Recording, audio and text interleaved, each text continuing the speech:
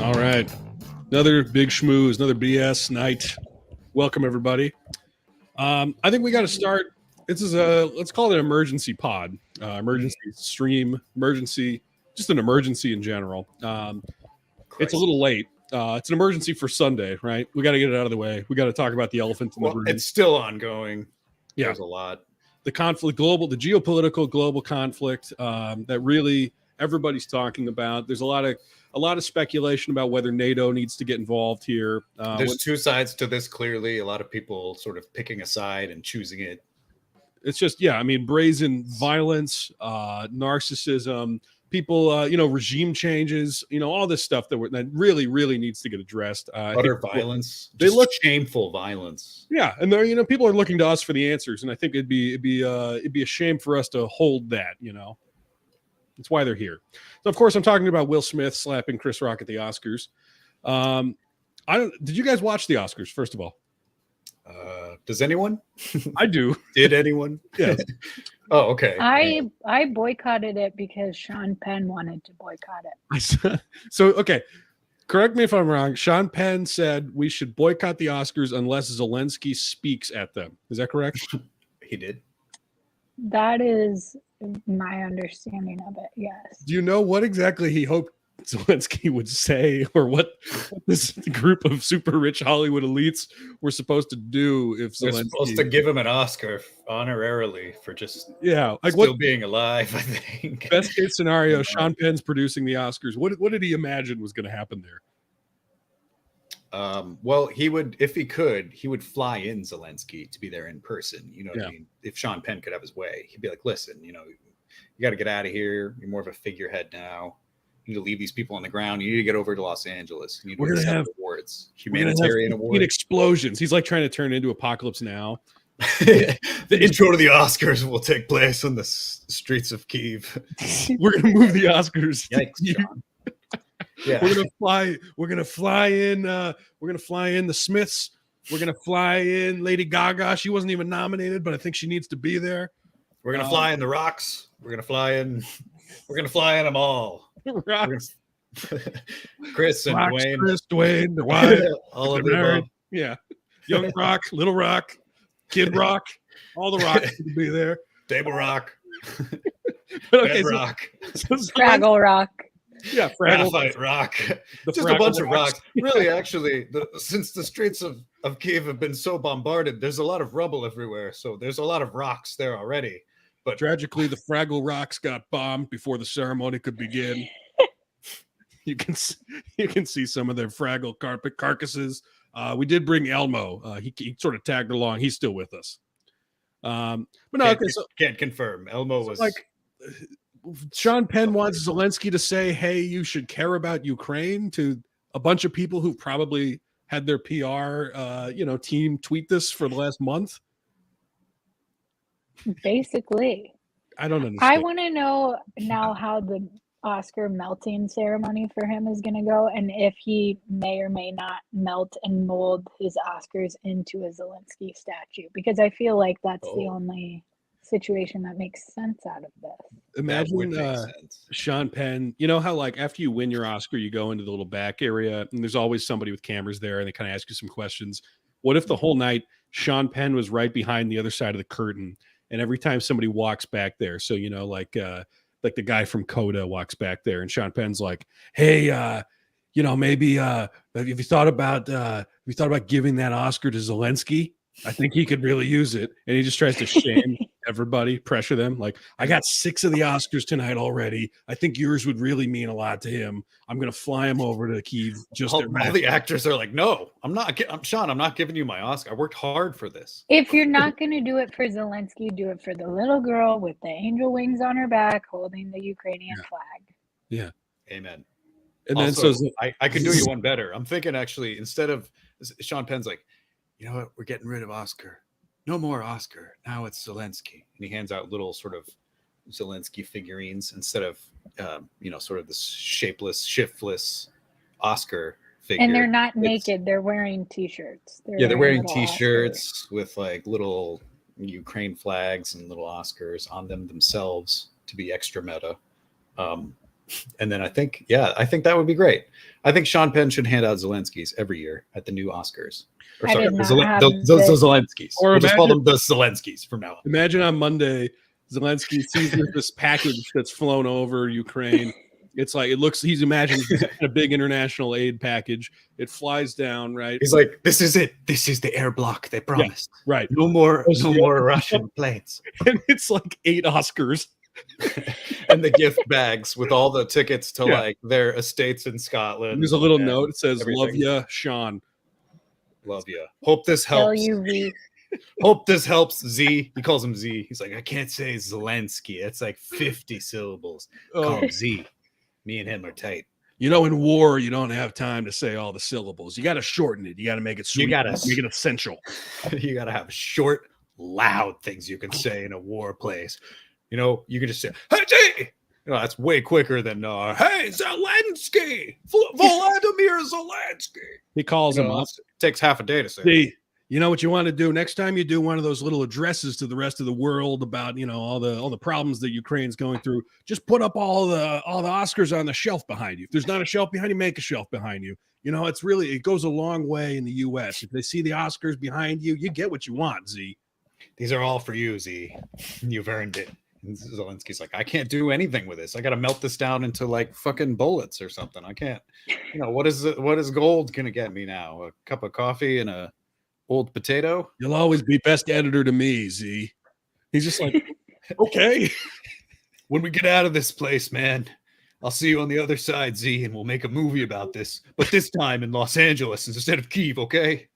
I love that Sean Penn is taking it upon himself to be really involved in the Ukraine conflict without having any sort of like clear goals. Is he Ukrainian, or is he, you know, does he have any connection to, I know like sort of Bono's connected to Ireland, mostly because he's from there. Yes. But I don't know if, you know, is Sean Penn from anywhere? I mean, well, Sean Penn does like to put himself into these sort of like international issues. Like, I don't know if you remember a few years ago, he was like, I'm a reporter now and I'm going to interview El Chapo. Oh, he did that? He did an interview with El Chapo. I don't know why. I don't know who for. It's not like he does interviews. It's for Vice. It's for Vice News, of course. Easy answer, Tom. Right. So like, assume it's like that. He's like, there's some turmoil in Ukraine. I'm going to go there. Vice, come with me. And then now Vice, it's like, how much you pay me to go over there now, Vice? A good fat one. How many wartime bonds can I buy with this? Like, I imagine he makes a lot of money. He probably could donate to people who are doing tangible things and could help. Maybe he does that. I don't know. But if for some reason the optics are all just like these weird missions that he assigns himself to, that are really unclear to me. You know, he's probably super annoying to have like in a battlefield scenario. El Chapo, what would be your strategy in Ukraine? Could we get some of your guys, some of your cartels down there? What would it take? Part of me wonders if Zelensky and Penn were just having a friendly conversation. Zelensky mentioned something about wanting an Oscar of his own someday. Penn realizes that maybe this is the way to just kind of ease it in. You know, guilt the masses. It's plausible. He was an actor before he was a president. So That's what I'm saying. You know what I mean? He was a Ukrainian actor. Opportunities knocking. The head of state. He told Sean Penn he wanted an Oscar badly. Don't tell him I told you. Don't tell him I told you to say it. Sean, one day all I want is a best actor Oscar. And so Sean's like, that's so easy to do. You didn't have to become president of this place. Will, you better give that to me. That's all Zelensky wants. Like, he doesn't really take it into the consideration that like Zelensky probably wants to win the Oscar for an acting performance that he had already given, and it's like celebrating the acting he's doing. Sean Penn just takes it very literally, like, I will get you somebody's best actor Oscar, and I will get that on yourself, Z. He takes it upon himself to steal other people's Oscars. Even Come on, Will. Melt and steal. Yeah. Right. He was gonna steal Will Smith's, and then Will Smith slapped Chris Rock, and now he's like, I got to rethink this whole thing. It's gonna be a big operation now. Oh, that Oscar's worth way more now. Dang it, Will Smith. Why'd you have to do that? Calls up George. You made that Oscar way too much. I need your brilliant pranking mind, George. How are we gonna get that thing out of his house? Like, kind of basically acting like it's a new Ocean's 11 movie. Get the team together. George Clooney's in the Maldives. He's like, listen, I'm still trying to recover from COVID. I've had that 4 times last year. And then Sean Penn's like, yeah, man, but listen, Z told me to go out for coffee this morning. And Zelensky always says that coffee in wartime is critical. And he has me going out like 3-4 times a day. And that's fine. I get to film the streets and it's cool. But then sort of Zelensky maybe actually repurposes Sean Penn to become like an errand boy in the battlefield times, even though Sean Penn thinks he's the one in charge and he's like dangling an Oscar in front of Zelensky. Zelensky's like, oh yeah, I do want that Oscar, Sean, but could you do me a favor and just get me another pair of socks really quick and maybe another hot tea? How many times do you think Sean Penn and his camera crew are like running around? And there's all this, like bombs going off. There's warfare happening all over. And then they're trying to secure some tea and crumpets for Zelensky. And then Louis C.K. is like, hey, over here. And he's like shooting a gun, like, yeah, I'm getting Putin right now. And then like Sean Penn's like, shut it down. Oh, hey, Louis. Yeah, no, we weren't filming right now. We'll let you know next time we got some footage we're gonna get. Nice to see you again. And Louis like, yeah, hey man, you know where I could get some more food? We're kind of running low over here. And Sean Penn's like, I don't know, man. I've been looking for, I found like an old sack of yams the other day, and I was like, whoa, this will be a good sweet treat. Louis like, I'm used to about 4,500 calorie a day diet. It's really hard to get around here in Kyiv these days. This is a great way to lose weight. I used to eat a whole pint of Ben and Jerry's every night, and now I don't do that anymore. And I'm walking like 15 miles a day, running around Kyiv like a mole man. It's like, wow, this is a whole.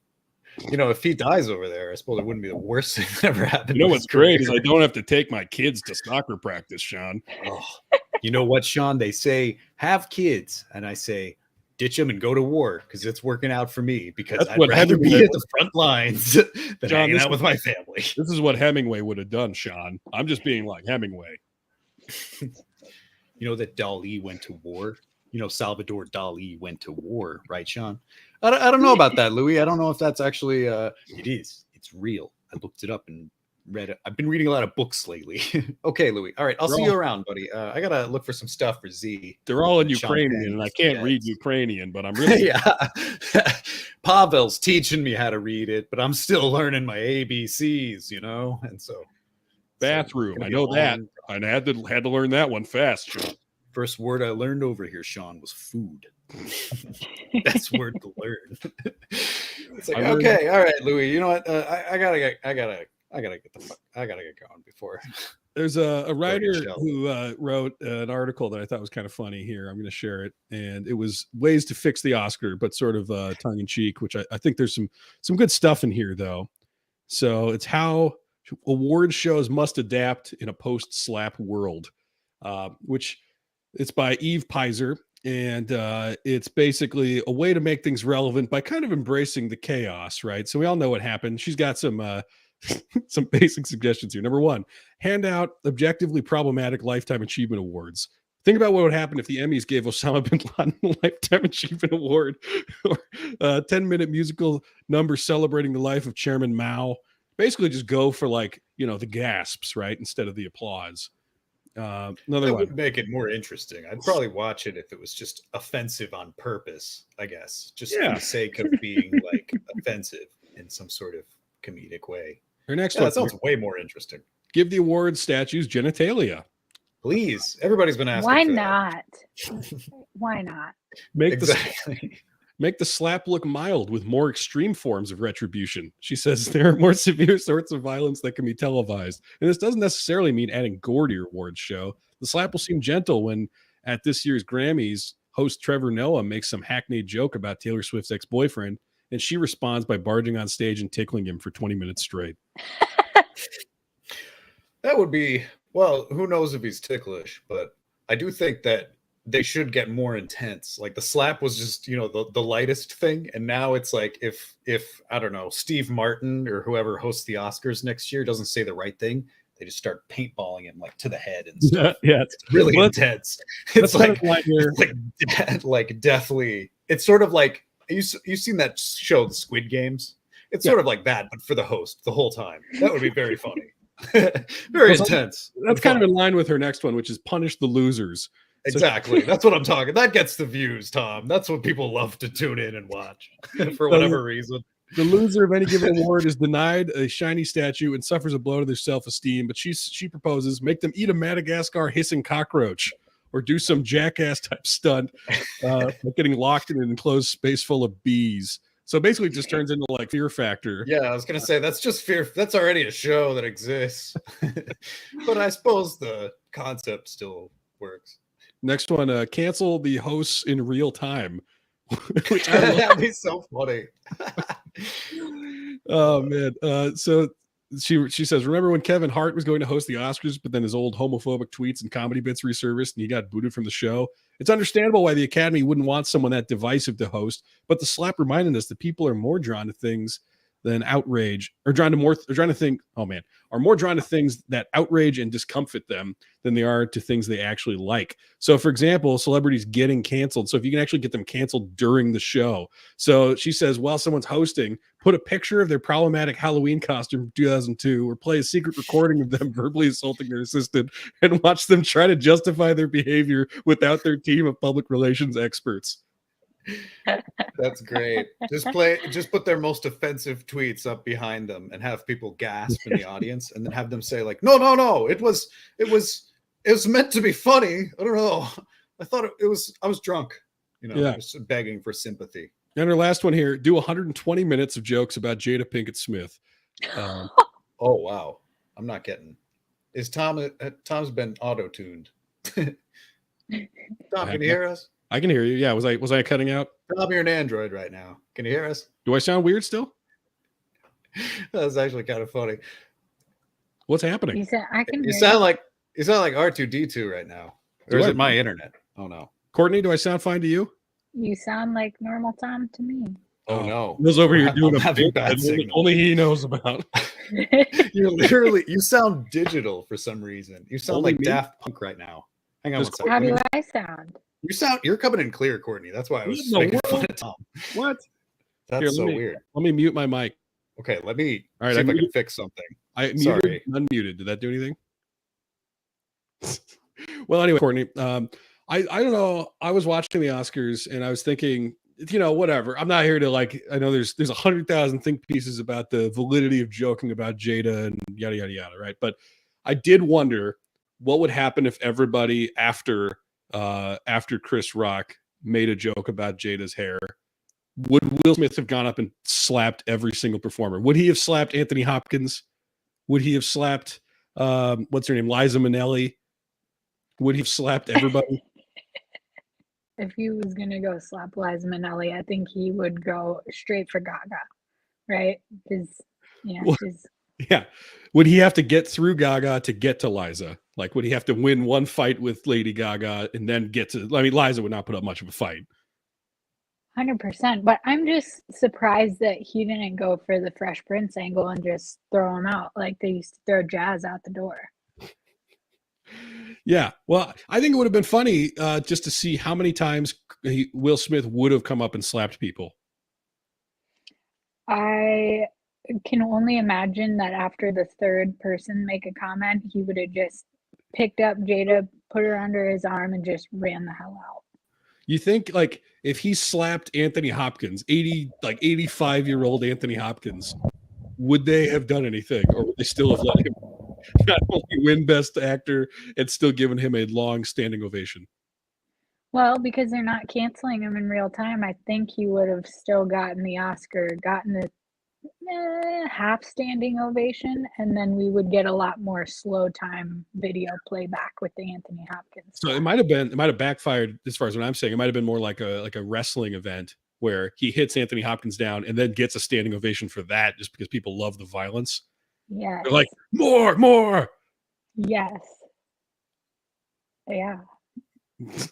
That Will Smith is not sure how violent to be because he loves the attention. He needs it. Will, do I sound like R2D2 still? Can you guys hear me okay? Yeah, you sound fine.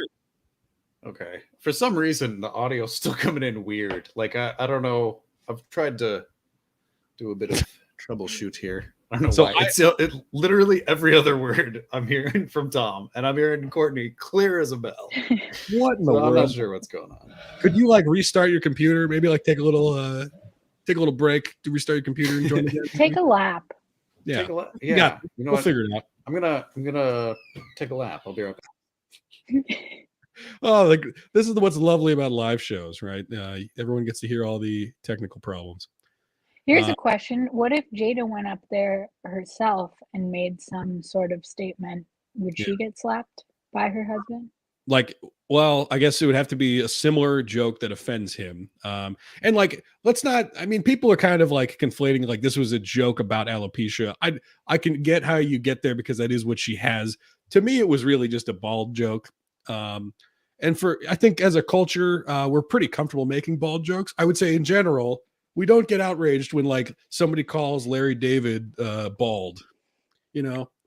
Yeah, so, Larry David probably didn't spend, this is the speculation, but I can imagine maybe getting dressed 2 hours before the show, crying because she's not used to, her lovely baldness yet. Maybe she is. Maybe she's just got comfortable with it, and then this just kind of knocked her down a couple of steps. I know. From a woman's point of view, it's hard to get dressed sometimes, Tom.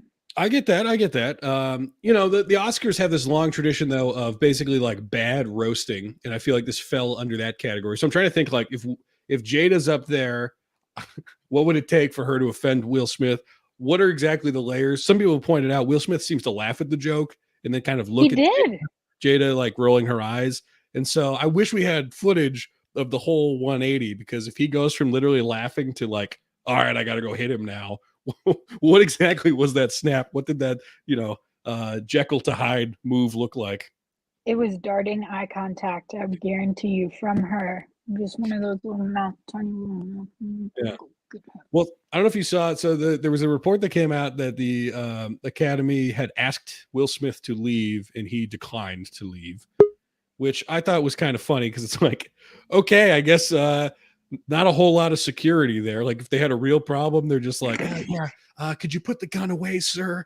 It'd be we'd appreciate if you'd stop brandishing the knife. He's like, no, I'm going to keep it. Okay. We were just asking. Whatever. Just if you wanted to, that's fine. That's fine. Yeah. But then there was another report that came out, which let me share it with you here. So if the narrative we have is that they asked Will Smith to leave and Will Smith could not be bothered to leave, turns out it's more complicated than that, or maybe less complicated. I don't know. Apparently the Academy lied about asking him to leave.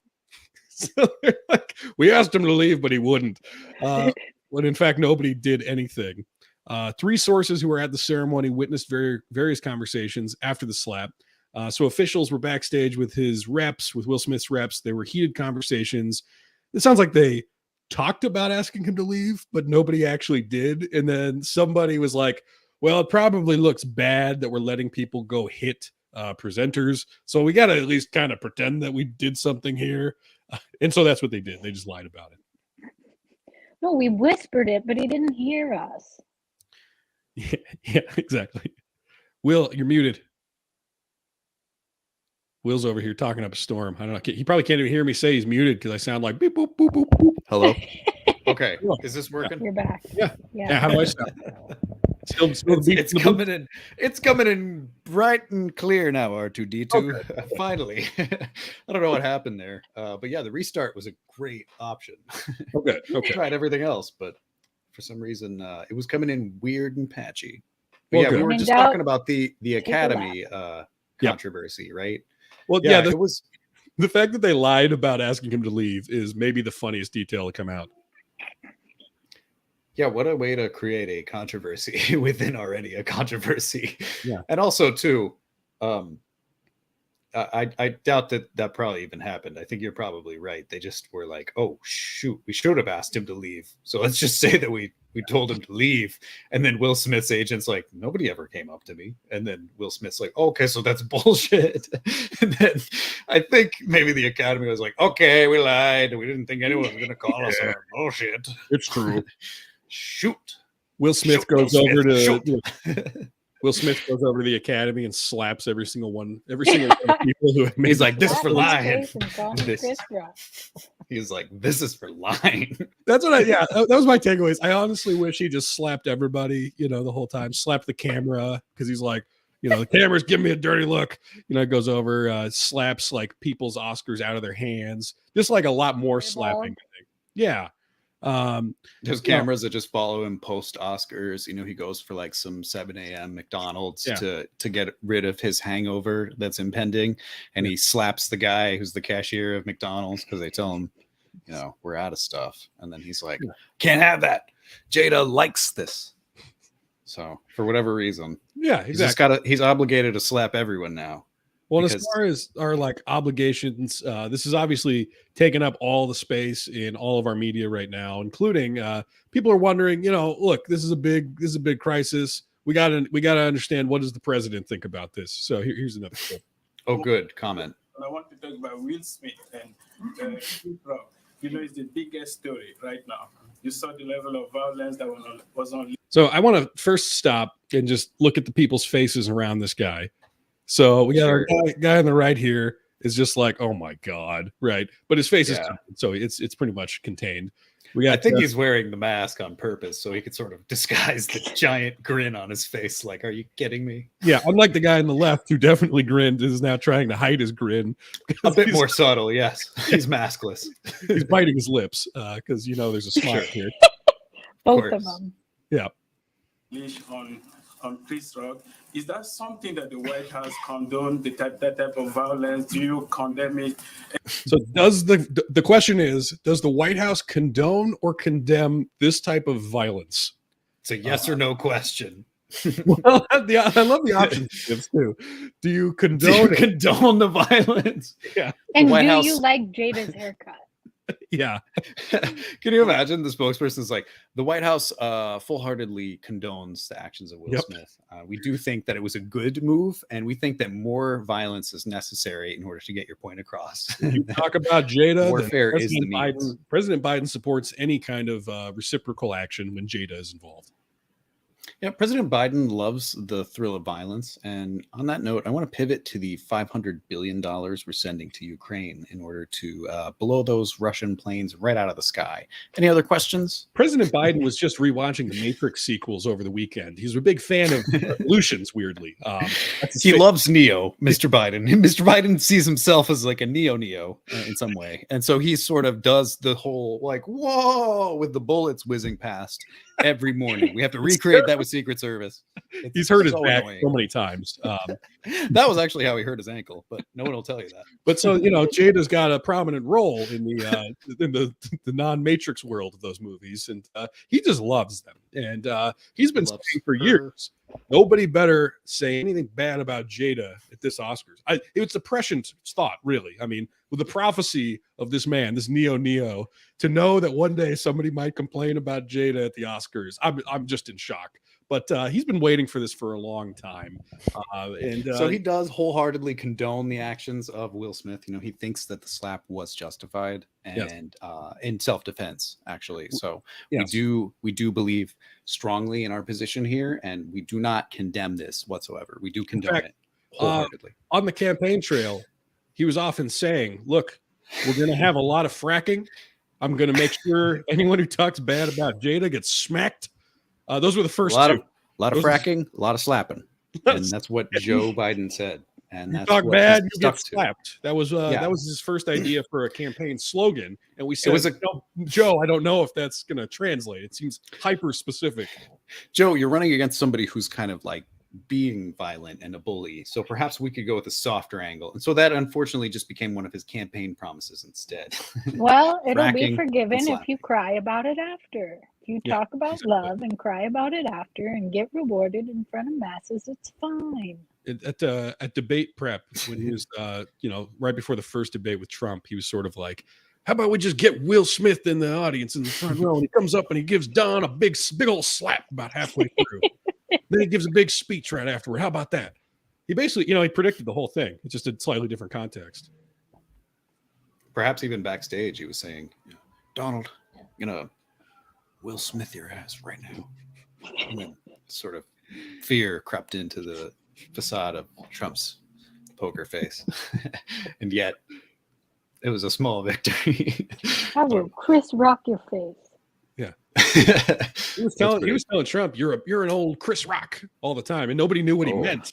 It's like he really just forethought. Yeah. Or foresight, perhaps. The Oracle. Access to time vehicle. He's always talking about the Oracle. We just thought it was another Matrix reference. Maybe he actually talked to some kind of real Oracle and saw the future. It could be so. Actually, Mr. Biden has flown to Delphi in Greece several times, and on the docket it has been blank for several hours. And he does actually say to Secret Service, "Stay here, boys. I'm gonna go consult the Oracle." We think so he goes down to meet the Oracle of Delphi, and Lord knows where he goes for a couple hours. The big problem is he seems to know the future, but we just can't make any sense of his sentences. So it does seem like sort of a Nostradamus situation where he does predict everything in some mystical way, but we're not sure how until we decode sort of his nonsense messages. It's going to be just like when old Bill Right Mouse got a flat tire. That's what's coming.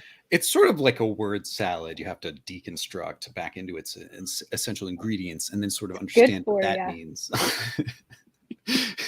All the White House aides are like, he's very prescient, but he's just sort of like spewing a lot of random words all the time. And big old omelet. I'll tell you that much. Big old. I'll tell you this, Billy. What? Tomorrow's weather will be like a mushroom pancake. And then one of the White House aides is like, okay, what does that? Does that mean it's going to rain, sir? Tell you what it means. It means what it means. Now fucking get us over to the chopper. It's like and then the next day they're sort of interviewing the White House aide, and he's sort of on screen. And the next day it actually rained a ton. So it was like he was right on the money, mushroom pancake. I think it was maybe sort of imagery for the dark clouds that hung over the city of DC and poured rain upon us for probably about 12 hours. So one last thing I want to talk about with the Oscars is, I don't know if you guys know this, but every year you get this gift bag with all these ridiculous things if you get invited to the Oscars, or if you're a nominee in particular. And so there was a report that came out of what they got this year, which was apparently worth about $140,000. And first off, before we get into them, do you have any guesses for what might have been in this gift bag? Nice scarf, air fryer. Air fryer and scarf. That's what we came up with so far. Okay. So cashmere scarf, maybe. It'd be a big bag, I'd say, to have the air fryer in it. It'd be a heavy ass bag too, maybe. It's kind of like Santa's big bag with all the gifts for all the children in the world. It weighs 1 million tons, but somehow he's able to lug it around. Good for the old man in red. So a cashmere scarf and an air fryer. What else? Some nice popcorn. Some of those microwavable popcorns. Yeah. Some fancy kettle corn from Vermont or something. I think we're probably up to, we've got, let's say, about $139,900 left to spend after. Okay. Yeah. We're up about $170 right now. Yeah, How the hell are we going to get to $500,000 or however much this is? They're going to have to start buying houses here pretty soon. Or is that what they're gifted?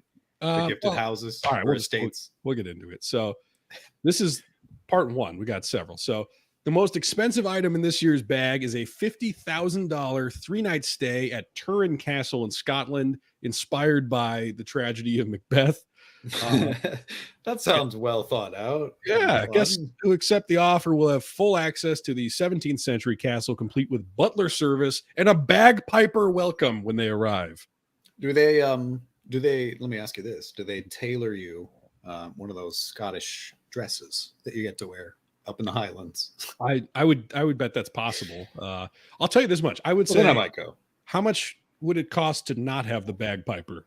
Can we skip the bagpiper? Yeah, that sounds 30 grand to pay off the bagpiper so he doesn't show up. Cheapers. The bagpiper won't leave me alone. Most of the cost. Maybe that was most of the cost of the whole vacation was arranging for the bagpiper to show up and split your eardrums the second you get out. You get there and the bagpiper's like, "Look, I'm a big fan of your films. I'm just going to play the bagpipes for the whole stay." I'm just gonna. The only song I know is "Amazing Grace." I'm just gonna play that on repeat. Free of charge, Just just like- bagpipes all weekend long. And maybe at the end, I've been practicing my old Lang Syne, and I'll play that song for you too, and we can talk about the old country and drink a bottle of sherry. And everyone's like, "Yeah, that sounds really fun." At the Sounds like end a of fun way to spend 3 days. when the sun goes down, we'll drink till it comes back up again. He's just like inviting me to hang out with him. He's like, when I drink a lot and I play my bagpipes the whole time. Seamus, I don't know that I want to hang out with you all weekend. Oh, it's no bother for me. I'm happy to. Happy to do it. I've already been paid. Oh, okay. Well, then in that case, do you mind just not doing it? No, actually, there's a contract and the clause in the contract is signed, and unfortunately, you got to pay me 30 grand to get rid of me for the weekend. If you don't want me bagpipes, I will. Seriously? He's like, it's like a take-in conversation now. He's like, you don't want me bagpipes, I will get you. I will find you. Yeah, it even becomes like maybe that scene out of the movie The Lighthouse where Willem Dafoe's like, "You don't like me, lobster," but instead it's sort of the bagpipes. He's like, "You don't like my bagpipe playing," and then you're like, "No, Seamus, it's really good. It's just that I don't have the ear for it. You know what I mean? I'm not from the Highlands. I don't know what this is like." I'll take your ears and add them to my collection in that case. You can't use them for nothing good anyways. It's like, jeepers, this Seamus guy's kind of threatening. Is this his castle we're staying in? Are we staying in Seamus's castle? Because I don't know if I want to do this anymore.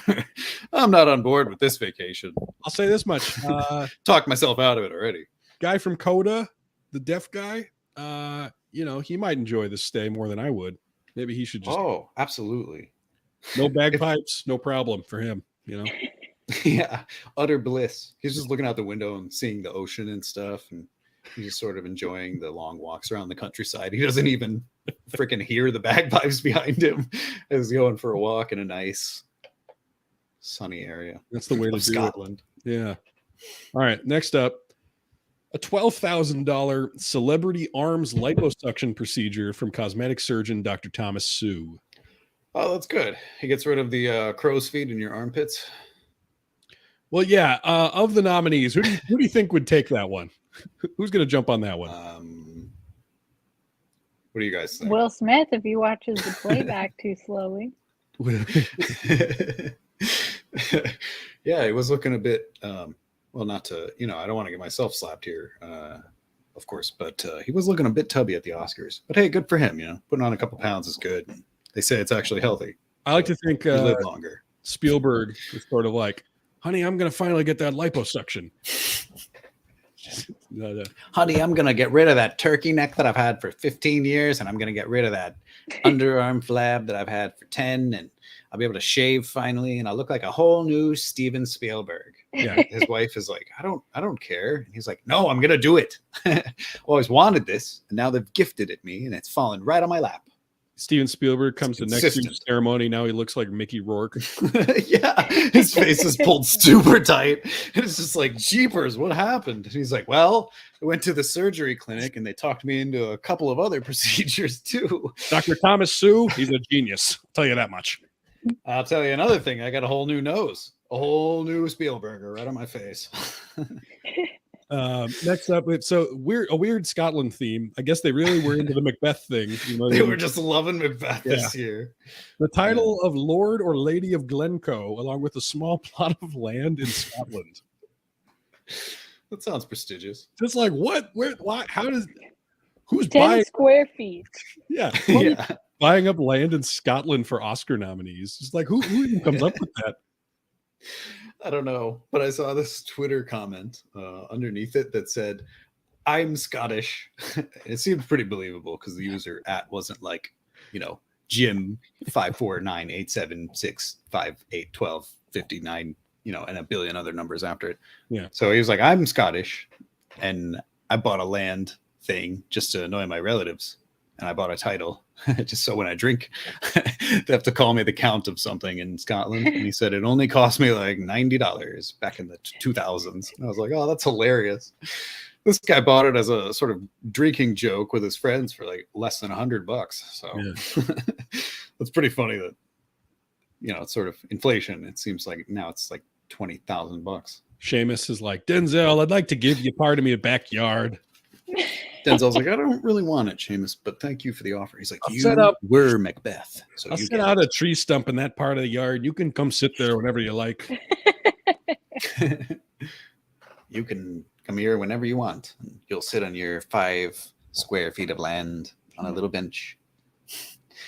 That A little gazebo. He probably hates Kenneth Branagh because Branagh's Irish, right? So he's like, that asshole Branagh. I don't want him anywhere near my yard.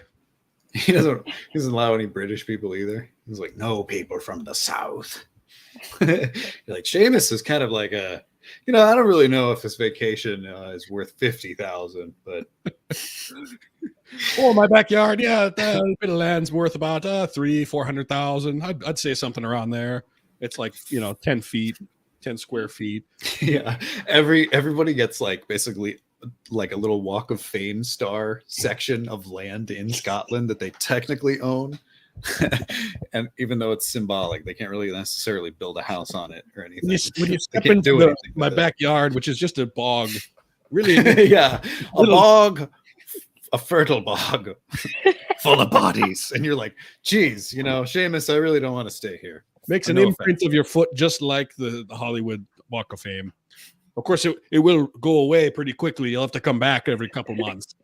Stamp ye foot into the bog mud. It's like, You I don't will- want to put my foot in the bog mud. What are you going to push me in? Nah, I never You will push get stuck, nobody in. and you will rely on me to get you out. And who knows if I'll get you out. He starts playing his bagpipes again, and you're like, oh shoot, night has fallen, and my car to get out here in this remote area is now left. When you tell me you love me bagpipe playing and you mean it, I'll take you out of the bog. And by the way, a cutchie breaks, so you can't leave my castle.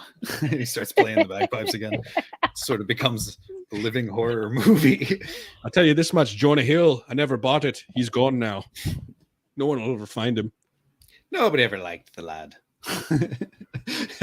It's like a lot of people did, probably his family, and Jonah he's Hill's like, nah, Yeah. isn't a turn to worry anymore. And it's like, this guy is so shady. Are there any other vacations on the list here that are another option I could maybe look into besides an abandoned castle with Seamus, the bagpipe player, for 3 days? Next year, it's like a one night stay with Seamus in a hotel.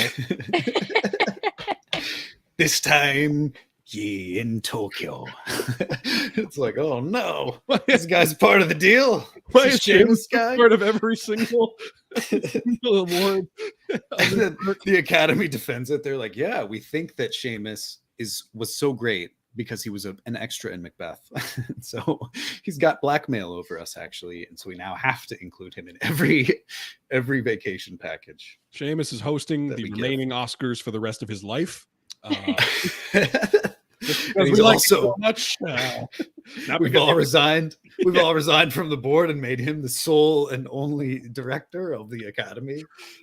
he does not have a gun to my head right now. Only a bagpipe. Yeah.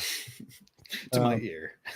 So $25,000 worth of home renovations from Los Angeles-based Mason Construction, which that Cool. seems like a nice one. It'd be funny too if it's like, That'd be oh great. yeah, Seamus will come redesign your house.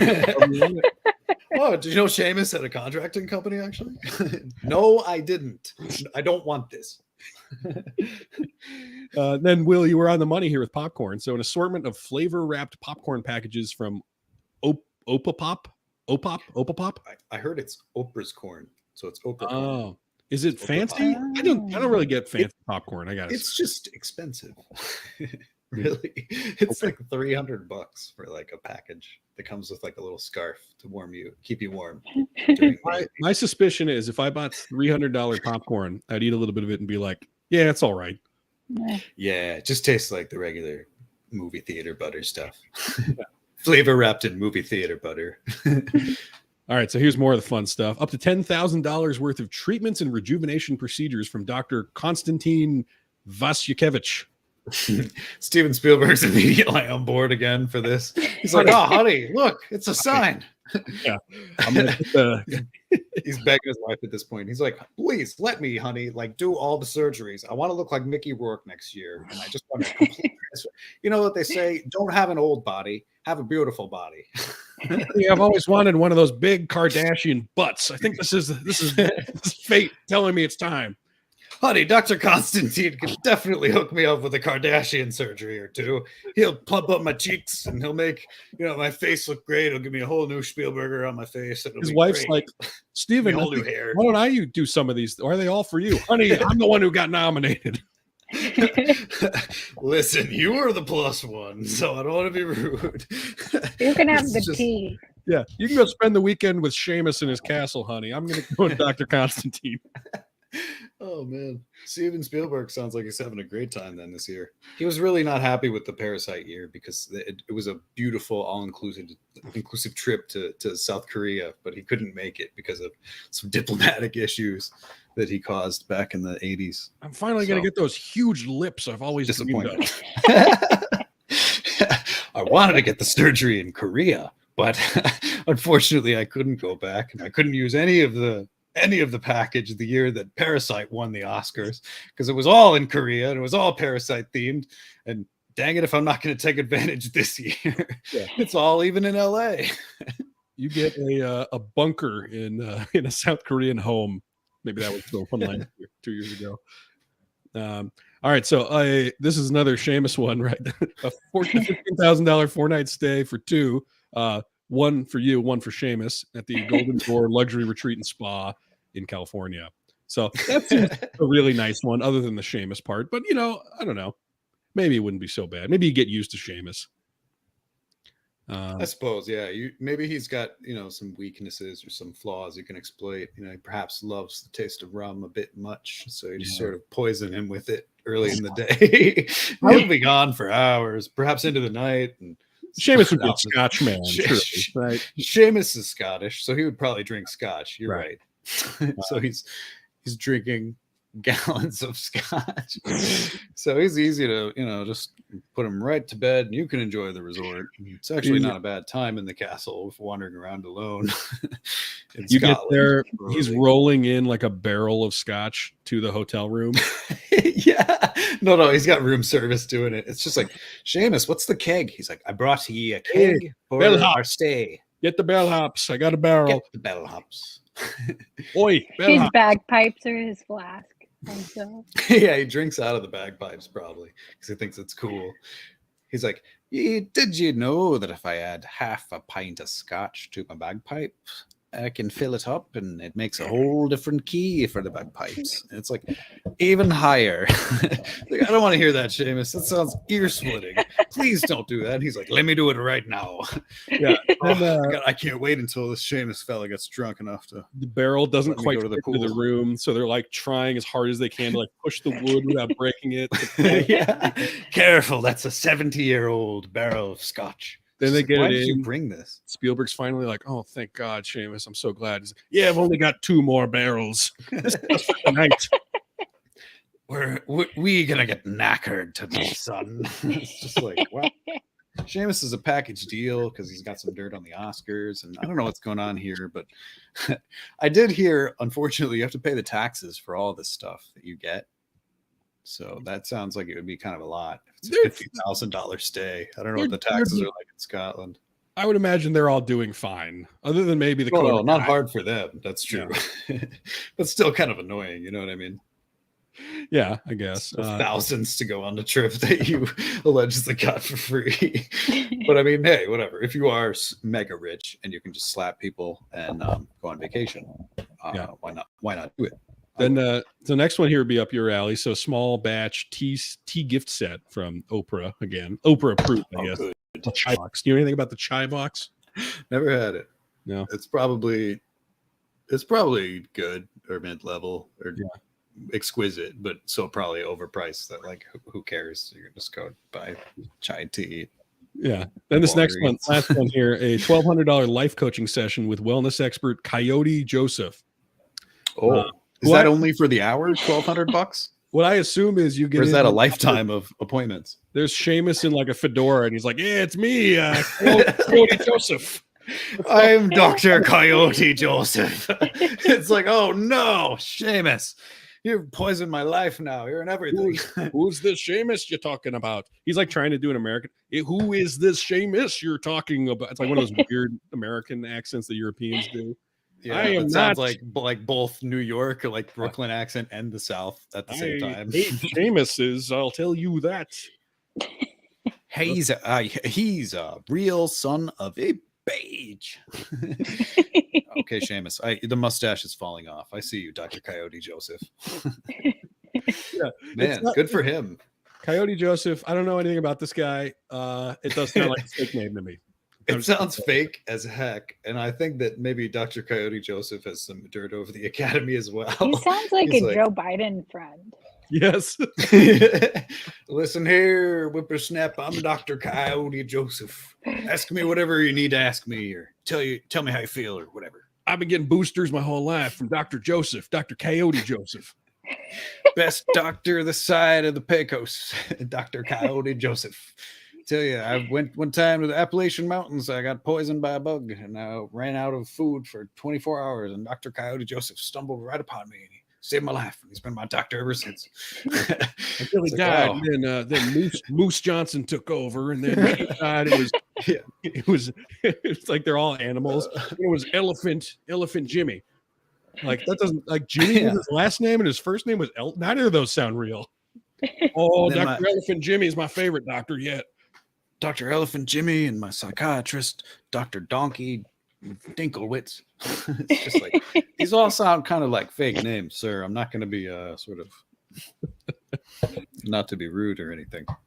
Oh my god. Well, so okay. That's our Oscar update. I think we covered it. I want to move on because Will, you've got a movie review for us, and I have not even seen the trailer for this movie, so I actually want to start there, and then you can kind of talk us through the whole thing. Okay, But yeah. Please, please do. So it's a movie called Morbius, which all I know about it is it was supposed to come out like 3 years ago, and they kept delaying it. It stars Jared Leto as like a vampire, but also somehow it's a Spider-Man movie. That's what I know, and I don't know what that means exactly. So for a little background, it's basically Jared Leto who stars as Morbius, who's like sort of a villain character, I guess, from the Spider-Man stuff. If you're a comic book nerd, apparently you'd know all about this character, and he's essentially got like a Dr. Jekyll, Mr. Hyde thing going on, where he's like half a human with a terminal illness and like half a vampire who lives at night.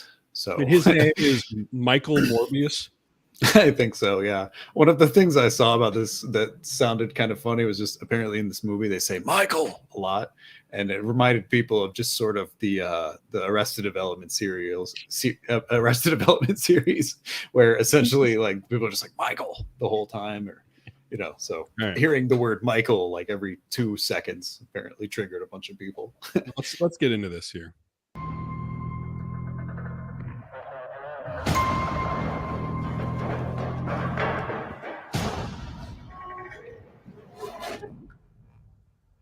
So if you're listening, there's a bunch of guys with guns, and I guess they're getting eaten by a vampire.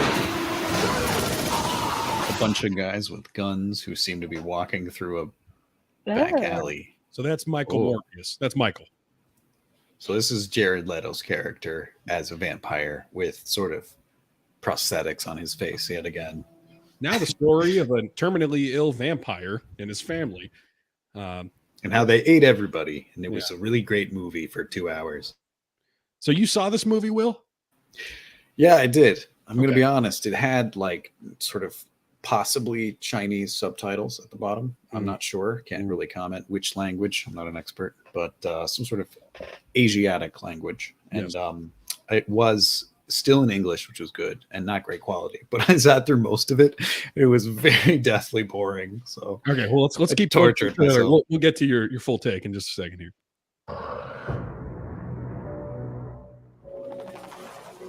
Michael, have you done?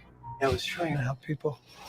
I can see how already people are sort of like that. That's not so far off from a Will Arnett, Job. Michael. Michael. What have you done this time? Yeah, you've made it. Michael Morbius.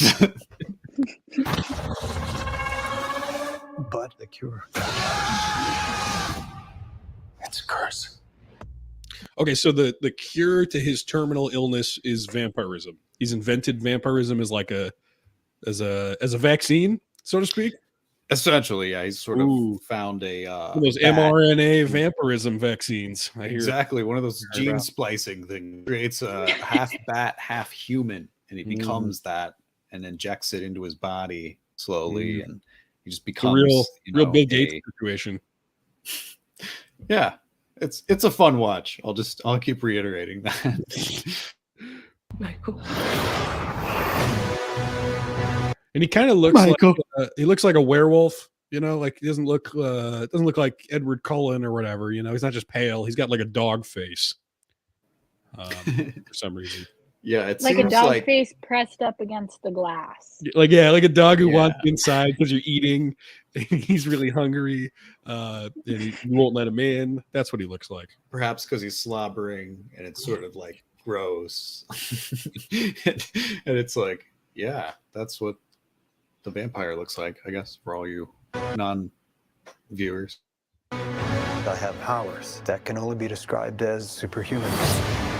But there's a cost. What was that? He just saw a bus get blue. What was the power there?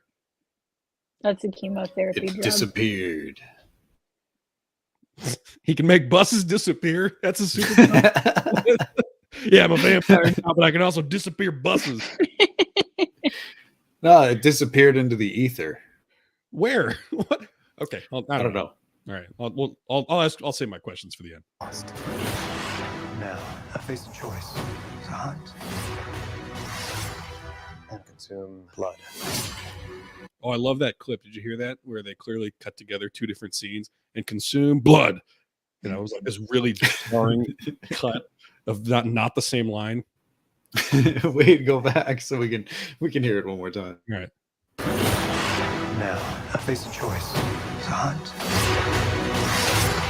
and consume blood. You hear that? You consume blood. And consume blood. It's definitely a dub. They were like, Jared, we need you to come back to the studio. You effed up you biffed the first take. And he's like, I was fine. Like, Jared, get over here. Come on. He's just actually, you know, like his thing is he always likes to go all like not method in like a fun Daniel Day-Lewis way where it's like this magical performance. He goes all method, but it's bad, right? Like he gets so committed. Like all the annoying things about what Daniel Day-Lewis does to get to this very naturalistic performance. Jared Leto does all those annoying things and still ends up with a bad performance. So I wonder if he like, you know, you think he's just like got little packets of blood with him on set at all times. He's just like downing shots of blood. He's like spitting blood out during his lines. I need to consume blood. And there's like blood splattering on the camera and stuff. They're like, oh my God, Jared, will you just stop being a vampire and just like say the lines? We're trying to make I think the blood that he had on set was probably ketchup packets because he's still weaning down on his withdrawals from all that tomato sauce from House of Gucci. He's been like pouring blood into marinara sauce. He's like, can we make the blood spicy marinara? And they're like, no, Jared, this isn't the Italian movie anymore. And he's like, I'm sorry, I got so into character. I was eating garlic bread every day for months. He's like, because you know that one, he literally said something like, yeah, my veins were like running with marinara. This time he's like, yeah, my veins are running with blood. And then nobody's really that excited about it. And like, he doesn't remember now that that's just normal. That's how humans work. Yeah. Well, that's actually an interesting thing in the movie. It's a fun detail, and I thought this was super cool. And they kept mentioning it for whatever reason, like also 100 times, in addition to saying his name, like Michael, every other second. This was an important part about his character. Apparently, he needed to drink blood in order to stay alive every 4 hours and 20 minutes, which I thought was just so hilarious. And I was like, was it 4 hours, 20 minutes, and 69 seconds on the dot or something? And I was like, this is so corny. Like, have one of these. What is this movie? He's like, I need to have one of these blood cigarettes every 4 hours and 20 minutes. His eyes get all droopy. Yeah, that was good. That was a good one. Good blood cigarette, that one. I know. Yeah, it was like almost. You want to hit this blood cigarette? It's a blood e-vape. It's actually better for your lungs, technically. It's like, okay, Jared, can we get back on set? So, okay, if he doesn't have blood every 4 hours and 20 minutes, he turns into the dog. Yeah, basically. And so Okay. he can't control himself. And that's sort of part of the Dr. Jekyll, Mr. Hyde dynamic, is where he's like in control when he's got the blood reliably in the little vials, But if he doesn't have it on the dot at that time, they keep saying this in the movie, he'll be like not in control. And so it's like, okay, cool. Is there going to be like a giant payoff to this? And they don't really use that at any point. So for some reason, they just keep mentioning it in the movie. But it was kind of an annoying thing I noticed, in addition to just saying like, Michael, every other like 20 seconds. Or die. We all have monsters within us. It's up to us to control it. What if I can't? Michael Morbius. Michael Keaton's in this. What's he doing there? I don't know, but they got that other actor in there too, who's actually pretty good. So they Jared kind of Leto? like surrounded. No, not Jared Leto. No, Jared Harris. Jared Harris, I think. Yeah, he's pretty decent. So And he was like, we all have monsters inside us, Jared. right, he's sort of like who you'd hope to hang out at a Scottish castle with for a weekend, maybe, because he seems a little more chill than Seamus. But he'll still say like things that are very average in sort of an interesting way, as the Scottish do. He'll just and that's sort of his whole cool dynamic as an actor, is he just sort of says stuff that's pretty regular and a cool, like as you did a pretty good impression. It's just like me voice. yes, Like John I know. Hurt. Yeah. I sound very hurt. My vocal cords are gone. Yes. But I talk in a damn posh way. I bet Seamus hates Jared Harris. He's like, you know who's a bad actor? Jared Harris. All Scottish actors who aren't Seamus. Jared Leto's like maybe brainwashed by Seamus. Seamus is my new personal trainer. He's my life coach. I fired the other guy. He's actually doing the surgeries for me. He says he's a plastic surgeon in Moldova. He's doing all this. And it's like, Mr. Leto, you signed off on all this? Yeah, I signed off on everything. I actually signed my life over to Seamus over the weekend. That life coach was not Seamus. That was Coyote Jackson. And he just happens to kind of look like Seamus, but he wears a fedora. That was not Seamus. What are you talking about? You guys will never believe this, but they were the same guy. From the name, I thought Dr. Coyote Jackson sounds like a cowboy, but no, it was just the same guy. It was just Seamus. I thought they were the same guy. I don't think they are. I think they're different. He's like, he's thought Is about that it. Owen Wilson? That sounded more like Owen Wilson than Jared I don't know Leto. what Jared Leto, like, what his normal voice is, because I always I don't see him know. do his He's always weird, doing some weird goofy thing. accents. Yeah. It's not, I don't know. Okay, anyway, let's finish this stupid trailer. Not exactly. Time to let go of what you used to be. Discover who you're meant to be. All our lives we've lived with death. Why shouldn't they know what it's Oh, that guy's in it too. Doctor Who. Yeah, and he's sort of the villain of the villain. And, Is he a vampire? Yeah, Yeah, okay. and it's really super riveting stuff. It's great that he's in the movie. You know what? frankly. I'm done with the trailer. I'm bored with it. I'm Yeah, sorry. let's see like I the could- end. We should actually see the end. I got something better for you. I'm going to switch us over. Okay, what 'cause it I is? found this when I was pulling up the trailer. It's a D, folks. We'll just say that the film Will is like he a die? D. I got a. Can't say. Oh, I bet he God. doesn't die because it's supposed to Don't set wanna up the next spoil Spider-Man movie, isn't it? Yeah, I think so. I Well, think so- he's supposed to be in the next 80 Marvel movies or more, perhaps. So Should I be found great. this, which somebody I guess thought like maybe Jared Leto, like he seems like a decent actor. Maybe he can do something funny.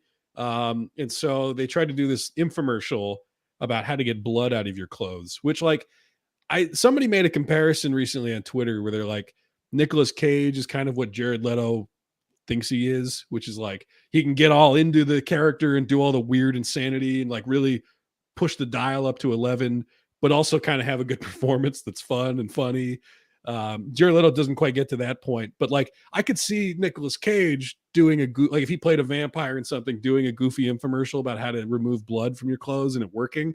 And instead, this is what happens when Jared Leto tries. It's me, Jared, star of the upcoming film Morbius. Has anything like this ever happened to you? You wear your favorite. And I got to say, I mean, first of all, no one can do that now after Tim Robinson. Nobody can ever say, "Has this ever happened to you?" Also, this gives off a very weird Adult Swim vibe. Like maybe he's being pranked and he's sort of like being laughed at rather than sort of being laughed with. Yes, perhaps to put it in one way. Did you notice he said hi, I'm Jared? He didn't say I'm Jared Leto. Hi, I'm Jared. I'm a mononym now, like Oprah. I'm Jared, not Jared from Subway though. Yeah, good Jared, the uncancelable Jared.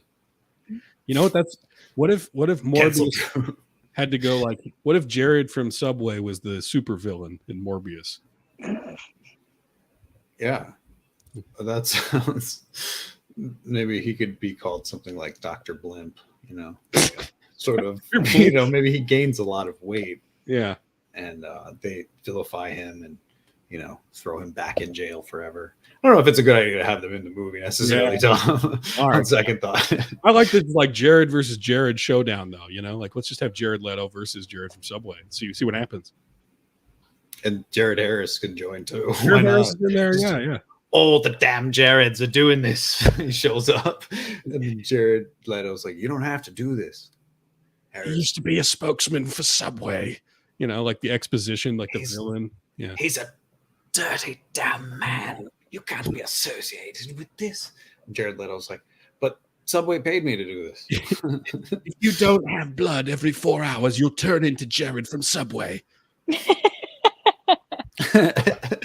He's like, then I'm gonna I'm gonna have to eat through the world. We all have monsters inside us, but none as bad as Jared from Subway. Inside you. It's Dr. Jekyll and Mr. Hyde, but it's Morbius and Jared from Subway. Oh, Jesus, this took a very dark twist.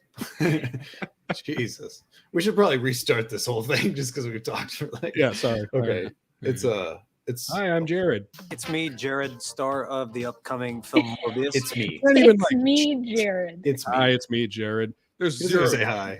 Yeah. What, he can't watch some like Willie Mays infomercials and get all like start doing them on the side like at 2 a.m. in the morning, go all method with it for the stupid 30-second ad. No, they had to drag him in front of the camera to do this. It looks like they're like, Jared, do the thing, and he's like, it's me, Jared. Okay. That's his blood on the shirt. Yes. Let me bleed out really quick here. Can I do it in? I need to do it in character. I'm still Dr. Morbius. You're like, Dr. Morbius wants Dr. Morbius. Part of my brain is telling me to slit my wrists and suck the blood. And it's just like, Jared, no, please don't do that in the studio. That's not going to happen. Jared, we're doing a stupid infomercial. Can you just say the lines? What would Dr. Morbius do here, though? Like, refer to me as Morbius, please. I'm Morbius from now on. It took him 100 takes to get him to not say, I'm Michael. Yeah. He's like, sorry, still in character. Hi, I'm Michael. Jared. Oh, sorry. It's me, Michael. It's me, Jared. I don't know my own name anymore. He has this huge breakdown filming this stupid thing.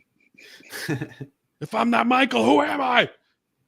If I'm not it's the me, Joker. Jared. Yeah. It's like, it's me, a Gucci guy. No, he's going backward and rolls now. Oh no. He's just cycling through all of his most prolific roles. This is not good. When he's like this, it's not good. Has anything like this ever happened to you? You wear your favorite shirt and bam, you end up with a stain. I know it's happened to my character Morbius. Today, I'm testing popular methods for stain removal. It's all about the lemon. Lemon is not working. Stain remover. So he just rubbed a lemon on it for a second. So he just rubbed the lemon. It's not doing anything. Oh no, the lemon's not getting it out. Is that what, if you go to the internet and say blood removal, is it going to say cut a lemon in half and vigorously rub it on the stain for 2 seconds and then it's solved and it's out? I think they say like squeeze the lemon on the shirt and then rub some of the seeds into the stain and it'll come right out. I think that's how you're supposed to do it anyways. For a stick. That's not working. White vinegar. Okay, so the stain removal stick doesn't work either. Nope. Although white vinegar apparently does. What is he about to spit? Oh my gosh. He probably did. They probably have a splash card between him and the cameraman just for COVID. You know what I mean? Just because of COVID. Not working. Soap. The moral of the story is Wear a bib. Wear bib. What? Wear Yeah, dang bib. Wear a bib. Yeah, that's him delivering a punchline. This award Oscar-winning actor, Jared Leto. Wait, he did? Yeah, Oh, didn't yeah. he for what was that Dallas Right. Buyers Club? Is that what it's That's right. called? Yeah. Yeah. Well, maybe he's like kind of phoning it in now that he's like, I already did the best. Oh, you thing. don't think he's taking this dumb vampire Marvel movie seriously as the movie he won an Oscar for? It looks like it. Wear a bib. Maybe. It's not working. Wear a bib. Well, he didn't take his own advice because what he wore to the actual premiere of the movie was not a bib-friendly outfit. I'll say that. I only know this because it was randomly on my Twitter as well. And then I was like, oh, okay. It's not a bad outfit or anything. I wouldn't wear it myself. Or maybe I would. I don't know. But just no bib. So not taking his own advice. So this movie, I don't know why you watched it. I'm just going to say that. I don't know what you expected. I expected something decent after 3 years and I think $75 million. I was thinking this will be pretty decent, but it wasn't even sort of background noise worthy. You know what I'm saying? Like sometimes I watch movies and sometimes I watch movies with my phone in front of my face. So right. Sometimes you occasionally hear 30 seconds of a movie when you're bored on Twitter and it happens to be on in the same room. And it's sort of like you're watching the movie, but you're mostly on your phone. Yeah. And that was kind of one of these movies. But overall, I think it's like a 3 on IMDb. So who am I to tell you anything? And you can make your own decisions. Three out of 10? Yeah, out of 10. That's a 30% right there. Well, I saw the Death on the Nile is on Hulu now, so I guess if we want to watch the thrilling origin story of the mustache, it's available. I did. I actually watched it the other day. I watched it probably yesterday, coincidentally. And, it's watched Army Hammer chomping on Wonder Woman. No, I didn't get that far. I just sort of tuned out after the mustache story because I was like, oh, this seems interesting. And it was kind of black and whitey and kind of cool. And I was like, this seems, artistic for actually longer than I should have been, really. That's the thing I'll say about it. It was probably like a 20-minute scene of like these guys going over the trench and like running to a bridge, and then they like take everyone out, and Poirot makes like the poignant observation, of course, that like they should throw these gas canisters in one way because the seagulls are gonna sort of like fly a certain way when the wind's blowing a specific other way, and that's when they should throw the gas canisters, and everyone does it, and they're like, you're a genius, man, because they're able to like shoot all the other soldiers. And then the captain, who's French, is like, you are a genius, wow. And he's like walking over and he trips this wire, and they're like, mon capitaine, no. And then it's so comical. And then this whole thing just boosh, and like, I guess like a whole 12 football fields was exploded, and like everybody died or something. And then I guess his nurse, like who comes to like see him, which is like the longest part of the thing. Yeah. I would have preferred a little more of the 1917 action. I like that you get to the end of this 20-minute like pre-title scene, and you're like, I'm satisfied. I'm good. That was a whole story. I don't need the rest of the movie now. It got actually kind of really boring after that, and I was like, man, had I gone to see this in the theaters, I would have asked for my money back on this one too. I actually did it on the first series, of sort of Death on the Orient Express, the Johnny Depp one. Yeah, but I I would have done it with this movie too. They're having some bad luck with the co-stars, with Armie Hammer and Johnny Depp consecutively. I don't know who's next. The next person who's going to have horrible personal life revelations come out will definitely be the star of the next one. Yeah, who's going to be on the the next installment of the franchise? Is Will Smith the star of the next one already? No, they'll just pick somebody who's like progressively even more cancelable than Armie Hammer. They'll be like, man, you know what we thought? Why did we cast Louis C.K. in this? That was a weird choice. I'll do you one better, because he's stuck in Kyiv. Actually, he can't get out anyways. I'll do you one better and tell you who's available. We could do a next installment and call it Death on the Silk Road, and we'll cast Bill Cosby. And I see no problems with that at all. And it'll be the next franchise, and it'll kick ass.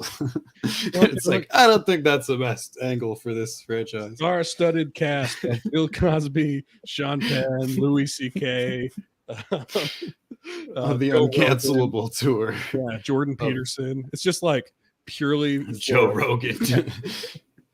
all the top accounts on Parler are starring in the next. Absolutely, everybody associated with Barstool Sports and all of the above. And then you just start listing off stuff from there. Oh man. All right. Well, I think we got through everything we needed to. You guys have any last things you want to bring up before we wrap it up here? Or we did do it all. We did I don't it know if we all. talked about enough with the slap. We should do another 15 minutes on Oscar stuff. Oh my It's god. just such great news cycle stuff, you know. Like You know this what? is why no one's been talking about it. I think for- that what I long. would have liked to have seen was when Warren Beatty couldn't read who won Best Picture, and he gave the wrong movie Best Picture, and then the whole cast and crew for the wrong movie came up and started to accept the award, and then they had to say we actually didn't win, and then go off stage, and then the other crew came up. I think everyone would have been happy to see Will Smith go up and punch Warren Beatty. Yeah. At the end of that. Oh yeah, Just like definitely. he's That so would've been fun. mad that it was such a mess. Warren Beatty's just like, oh, as Will Smith runs up to him and slaps him. Will, I didn't mean to. I got the wrong envelope. No. Well, it was an accident. Oh, I actually have one other quick bit of news. We actually hired a new producer. I don't know. Can you? Nah. Okay. Is it a four-legged producer? No. It is a four-legged producer. I don't know if it's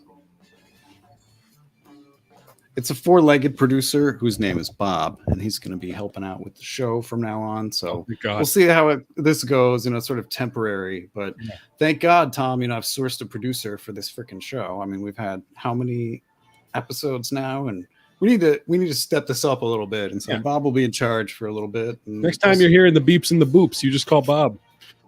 Yeah, basically. So Bob's a temporary status, and hopefully we'll.